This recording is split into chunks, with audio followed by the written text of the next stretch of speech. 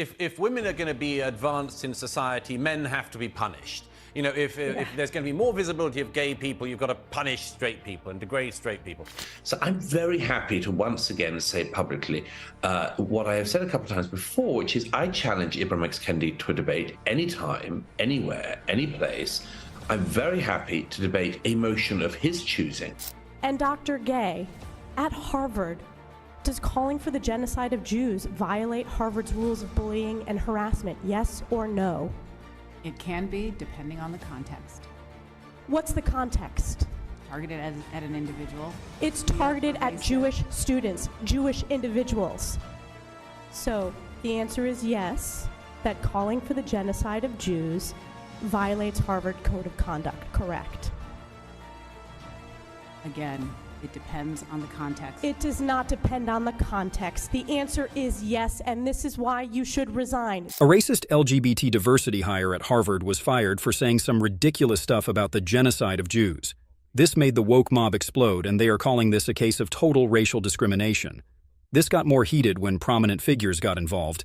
Even a leader of the critical race theory movement called it racist. On the other side, controversial figure Douglas Murray called them out on their insanity and brutally trolled everybody involved. Here is one of the supposed victims being confronted about this. Ms. McGill, at Penn, does calling for the genocide of Jews violate Penn's rules or code of conduct? Yes or no? If the speech turns into conduct, it can be harassment, yes. I am asking specifically calling for the genocide of Jews. Does that constitute bullying or harassment? Now hold tight for what's about to be spewed next. If it is directed and severe or pervasive, it is harassment. So the answer is yes. It is a context-dependent decision, Congresswoman. It's a context-dependent decision. That's your testimony today. Calling for the genocide of Jews is depending upon the context. That is not bullying or harassment. This is the easiest question to answer yes, Ms. McGill. What does she mean by context? Is she referring to the Gaza occupation argument? Apparently, the innocent Jews of today deserve to be attacked based on what happened in the past. Now take a look at the diversity hire that I was talking about. And Dr. Gay, at Harvard, does calling for the genocide of Jews violate Harvard's rules of bullying and harassment, yes or no? It can be, depending on the context.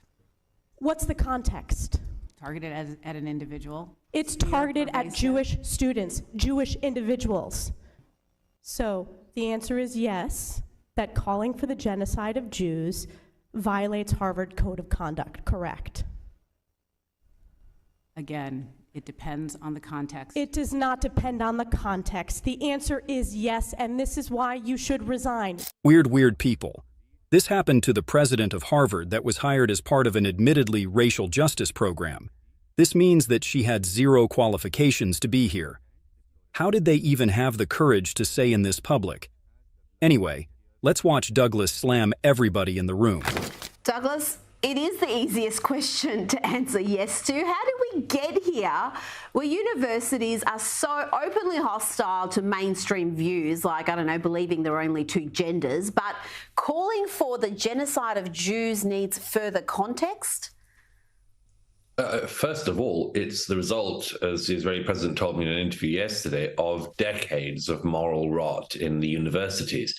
As you say, Rita, these are places where people have lost their jobs because they've identified the fact of biological sex and haven't been willing to lie about it. These are institutions that have banned, for instance, members of the Trump administration from speaking on campus. These are institutions that have spent years telling us all about microaggressions, which don't seem to care very much about the biggest form of aggression imaginable, genocide, who've told us all about, hurty feelings and the importance of stamping out hate. Such a solid entry statement here from Douglas. People are finally waking up to this. It's gotten so bad that this woman was confident to say that stuff in public because she thought she was going to get saved as easily as she was put into that high-ranking position just because of her skin color. It's ridiculous, but it's what we've come to expect. And who can't condemn the most obvious and evil and prominent form of hate in history when it's put to them in Congress. I mean, none of these people are fit for purpose.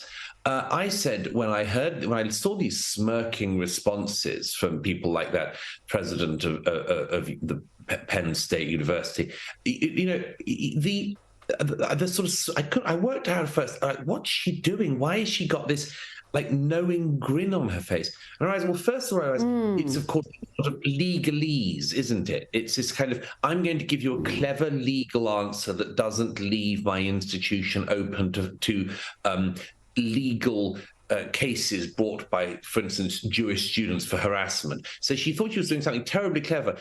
What also, finally, I thought, Rita, was these people were talking like ChatGPT.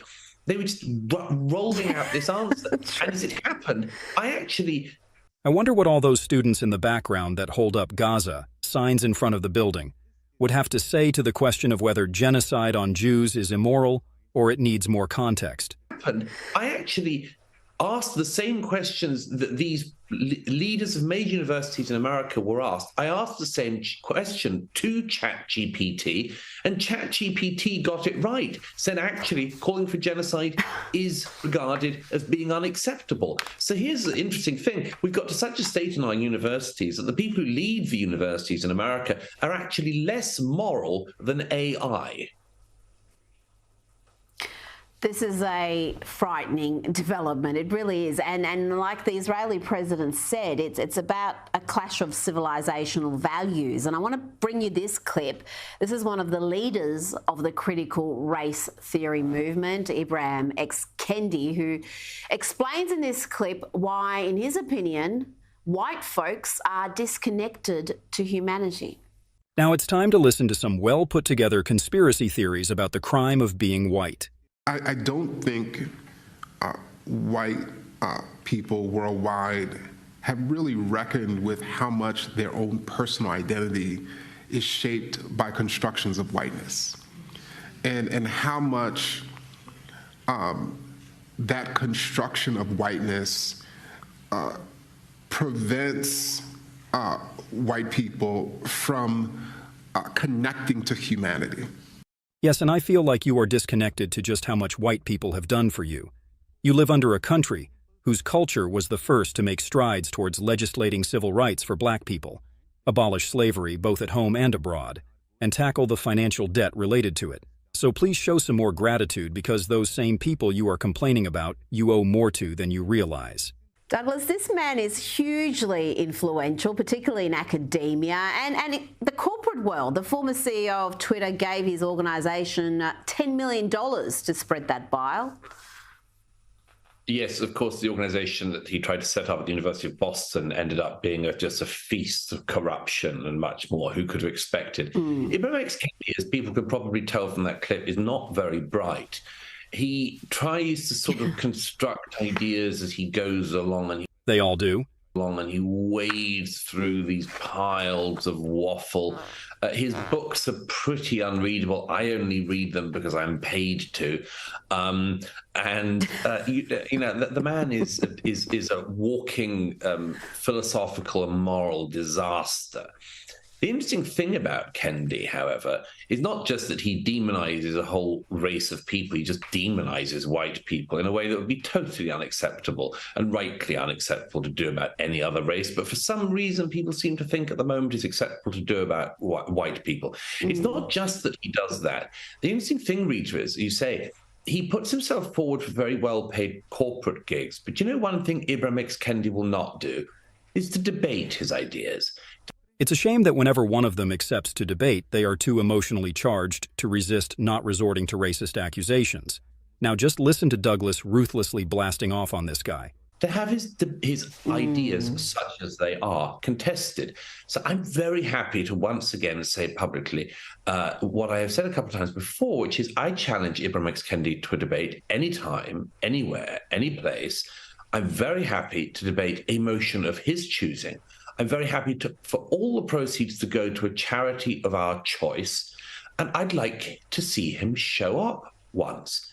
But he has never had his facile ideas debated, and so I suggest there's a reason for that. He knows they don't stand up to scrutiny. Fine. Once again, he can reveal that fact to the public. Things just got serious. If Douglas is so overly confident to invite you to a debate, then it's more likely than not that you've just said something very stupid. And not only that, but you are also successfully propagating that stupid idea onto other people too, which is why he got so passionately serious when he sent that invite. Just look at his straight, serious face. Now, going back to the diversity hire at Harvard, here's another clip of Douglas blasting her for the fact that she got such a high position after plagiarizing the work of others. I mean, I find it pretty startling that this is a woman who became president of perhaps the most elite university in America. And she published no books. She published 11 articles in her career. And it's turned out that much of them were just plagiarized, stolen from other people. So how did she even get there in the first place? She has 50 allegations of plagiarism against her. Douglas, my grandmother would not trust Claudine Gay to herd her goats.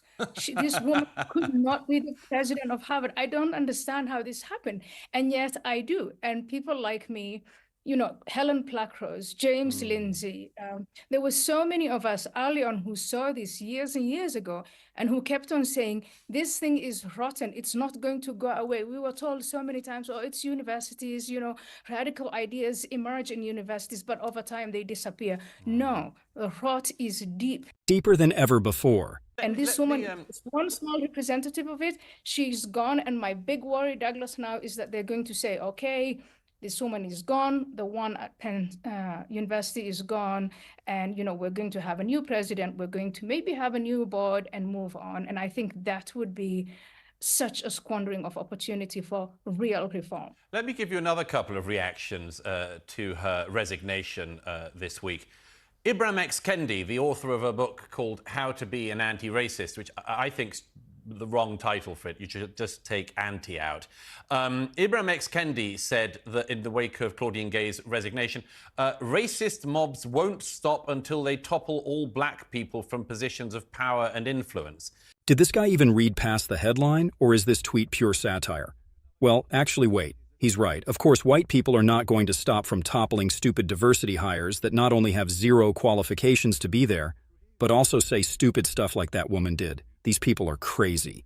And Ida Bay Wells, Nicole Hannah-Jones, one of the authors of the 1619 Project for the New York Times, said after the resignation, academic freedom is under attack, racial justice programs are under attack, black women will be made to pay. I mean, there are still people clinging on to this, aren't there, Ayan? This sort of, somebody must be defended simply on the colour of their skin, and all the claims of plagiarism, which would get any student chucked out, and all the inability to condemn racism, which would normally lead to condemnation, all that sort of brushed to one side, because what really matters is just the colour of somebody's skin to these people. Notice what that woman in the tweet said. Racial justice programs are under attack. In this context, it refers to the diversity hire of black people in high-ranking positions, which the wokies justify because they claim that black people don't have equal chances at equal results because of deep systemic racism. It's truly astonishing. How can these people expect to be taken seriously when they aren't even ready to denounce the insane people they've hired? Ibram X. Kendi is a racist. He is a certified racist. Everything, all the work he has done, all his actions are about promoting racism. And so this man is being outed. What he stands for is being exposed. And I think what's happening now is because of his exposure, the kind of, they have this magical, I'm looking for the word, the spell that they've been putting on people. Just by calling them racist, they would get what they want out of them. They would get the positions, the stature, the money. I think all of that's going to disappear. So they're now coming out in panic and saying, oh my goodness, everybody is a racist. Black people will be. No, black people will benefit from this. Finally, those individuals who are black, who have worked hard for their degrees and the positions they have and their businesses, those people are going to shine. And these like mafia, mediocre mafia people, they're going to be exposed and hopefully be taken to where they belong, which is the dustbin of history. Expose the rainbow mafia. Now, couldn't agree more, but Ayan, just tell me, I mean, it's so much wider, this, for the whole of society, isn't it? Because, I mean, once these ideas of, you know, prioritizing people because of their race or their sex or their sexuality. Once those things are pushed to the forefront, then all the issues of merit get inevitably just pushed to the back. And that just has a trickle-down effect on every aspect of society, every job, every recruitment process. You're, if I can say so, I mean, you're an amazing example of merit in your own life. You escaped a forced marriage, went to the Netherlands, learned Dutch, which isn't easy, became a member of the Dutch Parliament, and built a career for yourself in Europe and then America. One thing these diversity hire wokies refuse to acknowledge is the exacerbated racial divide their actions contribute to. They never think about how giving people positions they never earned are just going to make people hate each other even more. No matter how you spin this, I seriously can't see the systemic benefits this is supposed to have at large, with the exception of the short-term material benefits that minorities are going to get from all of this. Now, as we all know, we want a fairer society based on equality and representation, but it also cannot be denied that progress for some must come at the expense of others. And here, particularly young white men are impacted, who increasingly feel ignored in today's discussions in the name of fairness. It's important to ensure that as we strive for inclusivity, we don't unintentionally marginalize others.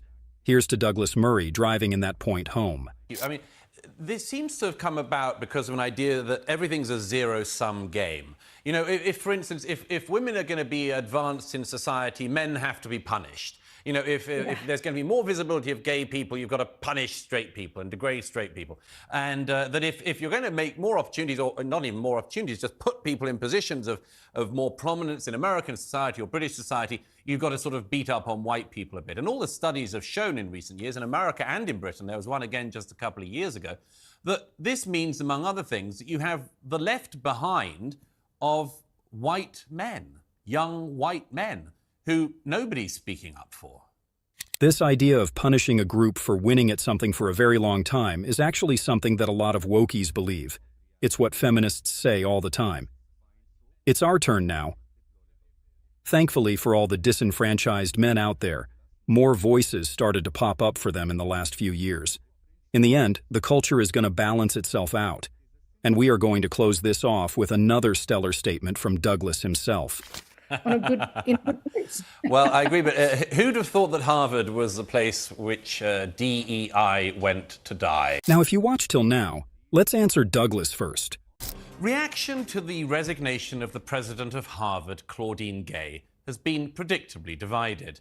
For some, the university's first black head deserved to lose her job after accusations of plagiarism and a completely shambolic performance at a congressional hearing on anti-Semitism last month. And for others, she did not deserve a bit, and those context is hella important, you know? So whose side are you on? Spill the tea in the comments, guys. And if you want to see a Douglas Murray silencing rude woke lawyer watch, and even Douglas Murray on woke people, we have got it covered it all, just popped on the screen. We're waiting on you, so hurry up.